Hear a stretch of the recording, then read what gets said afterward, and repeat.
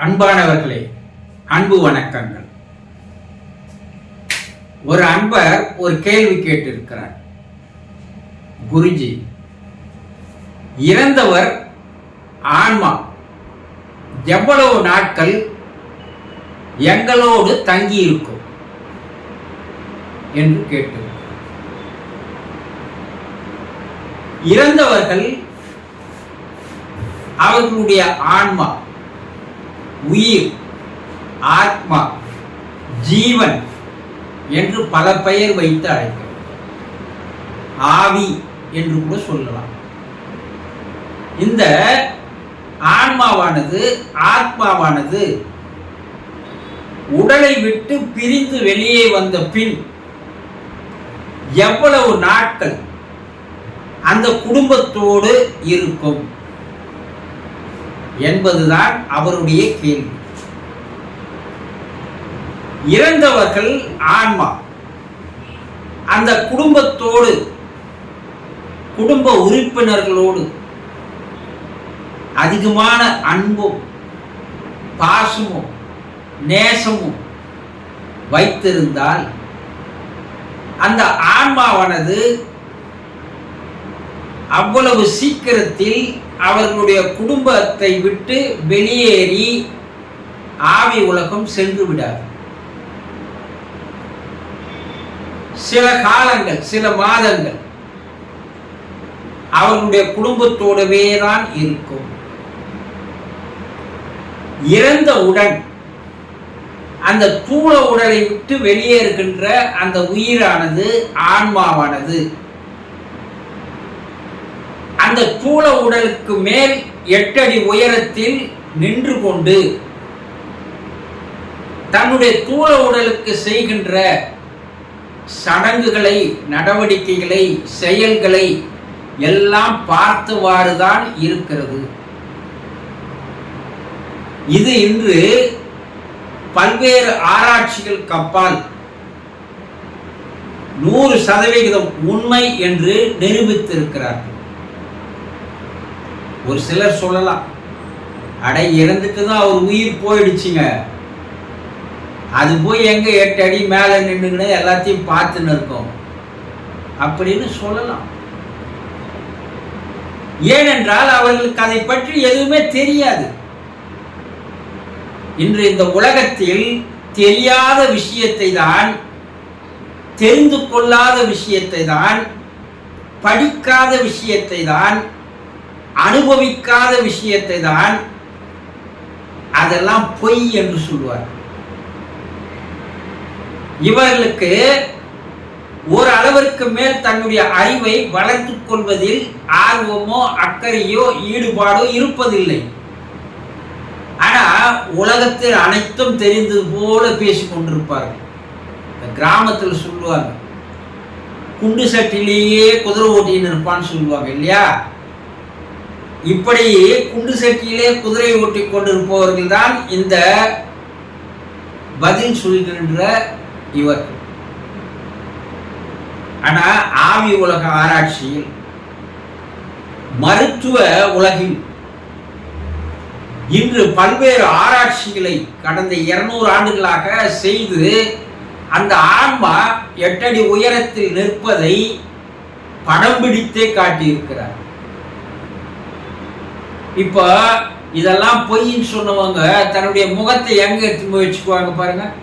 உலகில் கற்றுக்கொள்ள வேண்டிய விஷயங்கள் நிறைய இருக்கிறது. எந்த ஒரு விஷயத்தையும் அது பொய் என்று சொல்லிவிடக் கூடாது. ஏன்னா அது உண்மையாக இருக்கலாம். தெரியாத வரை வாயை மூடிக்கொண்டு சும்மா இருப்பதுதான் சரி.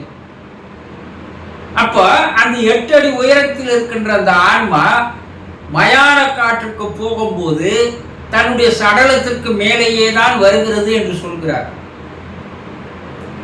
மயான காற்றில் செய்கின்ற சில சடங்குகளுக்கு அப்பால் மறுபடியும் அந்த ஆன்மா தன்னுடைய வீட்டை நோக்கி வருகிறது. அது சரியான சடங்குகளை செய்யலைன்னா அந்த வீட்டிற்குள்ள அந்த ஆன்மா வந்து விடும். அந்த வீட்டிலேயே 16வது நாள் ஒரு சடங்கு செய்கின்ற வரை அந்த வீட்டில் தான் இருக்கும், அந்த வீட்டிலேயே தான் வாழும். அந்த வீட்டில் இருந்து கொண்டு அந்த குடும்ப உறுப்பினர்கள் செய்கின்ற எல்லா செயல்களையும் நடவடிக்கைகளையும் அவர்களுடைய எண்ணங்களையும் மனதையும் பார்த்தவாறு தான் இருக்கிறது. ஆனா அந்த குடும்ப உறுப்பினர்களுக்கு அது இருப்பது தெரியாது. ஏனென்றால் அது இருப்பது சூட்சும உடலில் இருக்கிறது. சூட்சுமன்னா கண்ணுக்கு தெரியாதது என்று பெயர். கண்ணுக்கு தெரியாத ஒரு உடலோடு அது இருப்பதால் நம்ம மனிதர்களாகிய நாம் அதை கண்ணால் பார்க்க முடியாது. ஆனா அதன் மூலம் ஆன்மாவால் நாம் எல்லோரையும் பார்க்க முடியும். இந்த 16 நாட்களுக்கு அப்பால் ஒரு சடங்கை செய்வார்கள். அந்த சடங்கிற்கு அப்பால் அந்த ஆன்மா மேல் நோக்கி அனுப்பப்படுவதாக கூறப்படுகிறது. ஆனா அந்த சடங்கு முறைகள் என்று சரியாக சரிவர செய்வதில்லை, செய்யக்கூடிய ஆட்களும் இல்லை. அதனால அந்த ஆன்மாவானது அது விருப்பப்படி 2-3 மாதங்கள் கூட அந்த குடும்பத்தில் தான் இருக்கும், 6 மாதங்கள் கூட அந்த குடும்பத்தில் தான் இருக்கும்.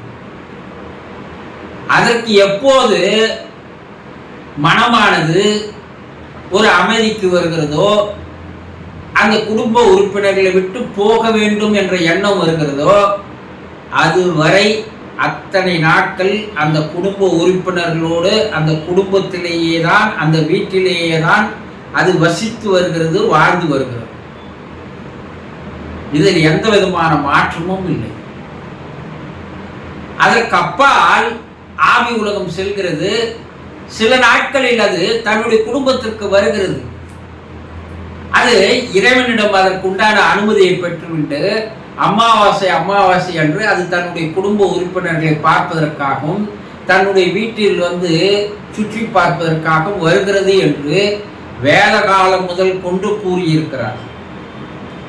வேதகால ரிஷிகள், முனிவர்கள், யோகிகள், சித்தர்கள் எல்லாம் கூறியது பொய் அல்ல. அவையெல்லாம் 100% உண்மை என்பதை ஒவ்வொரு விஷயங்களாக அறிவியல் என்று கண்டுபிடித்து அதெல்லாம் உண்மை என்று நிரூபித்து வருகிறது. அது ஆன்ம சாந்தி அடைகின்ற வரை தன்னுடைய குடும்ப உறுப்பினர்களோடு நெருக்கமான உறவும் இணைப்பும் பாசமும் பந்தமும் அன்பும் வைத்திருக்கிறது என்று கூறுகிறார்கள். அது ஆன்ம சாந்தி அடைந்ததும் மறுபிறப்பு எடுக்கின்ற வரை கூட அந்த குடும்ப உறுப்பினர்களோடு ஒரு உறவில் தான் இருக்கிறது. அவங்க வீட்டில் தங்கிறது என்பது சில மாதங்கள் மட்டும்தான். 1 மாதமோ 2 மாதமோ 3 மாதமோ, அதற்கு மேல் அது போய்விடுகிறது. ஒரு 90 நாள் 100 நாட்கள் அந்த குடும்பத்தில் தான், அந்த வீட்டில் தான் வசிக்கிறது, வாழ்கிறது என்று பலவித ஆவிகளை ஆராய்ச்சி செய்ததிலிருந்து தெரிந்து கொள்ள முடிகிறது. வாழ்வது என்னவோ 100 நாட்களுக்குள்ளதான். ஆனால் அந்த உறவு என்பது அடுத்த பிறப்பு எடுக்கின்ற வரை இருக்கிறது என்பது உண்மை. ஆக அந்த ஆன்மாவின் விருப்பத்திற்கு ஏற்றாற்போல் தான் அத்தனை நாட்கள் அங்கே இருக்க வேண்டும் என்று அந்த ஆன்மா விரும்புகிறதோ அத்தனை நாட்கள் அந்த வீட்டில் தான் வாசம் செய்யும். இதில் எந்த விதமான சந்தேகமும் தேவையில்லை. புரிந்து கொண்டீர்களா? சந்தோஷம்.